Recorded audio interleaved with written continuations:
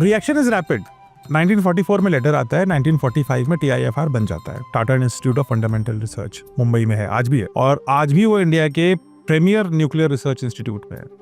एक और interesting point ये थी कि उस समय IISc भी एग्जिस्ट कर रहा है, इंडियन इंस्टीट्यूट ऑफ साइंस, और उसको ब्रिटिश यूज कर रहे हैं अपने मिलिट्री स्टडीज के लिए। सो हमारे साइंटिस्ट को भी डिप्लॉय किया गया, ना सिर्फ हमारे सोल्जर्स की जान गई और उन्होंने लड़ाई लड़ी, हमारे ओप्रेसर्स और हमारे जिस देश ने हमसे गुलामी करवाई, उसने हमारी साइंटिफिक गुलामी भी करवाई। उसने हमारे ही साइंटिस्ट का यूज़ किया अपने हथियारों को बनाने के लिए। उसके करीब 10 साल बाद बार्क आता है, जिसको आज भाभा एटॉमिक रिसर्च सेंटर के नाम से जानते हैं। बार्क का नाम पहले कुछ और था, भाभा जी 1966 पे when he passed away it was called BARC. And ये दोनों इंस्टीट्यूट आज भी भारत के कॉर्नरस्टोन है when it comes to civilian nuclear power and also weapon, nuclear weapon.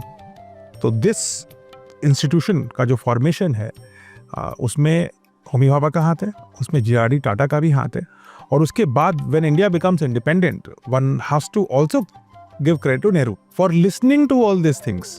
क्योंकि जब भारत आज़ाद हुआ उस समय बहुत सारे देश आज़ाद हुए बाय द वे, लेकिन जहाँ ज़्यादातर देशों ने फोकस किया कि वो अपनी फूड सस्टेनेबिलिटी पे काम करें, अपने वाटर पे काम करें, बेसिक इश्यूज़ पे काम करें, India had a political will power to focus on very advance sciences, जो समय बहुत कम लोगों के पास थी।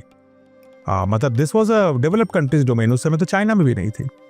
So that is something to credit of political will power which comes from Nehru, scientific rigour and sheer pursuit कि बस छोड़ना नहीं है इसको, which is Homi Bhabha, and financial power, which is JRD Tata.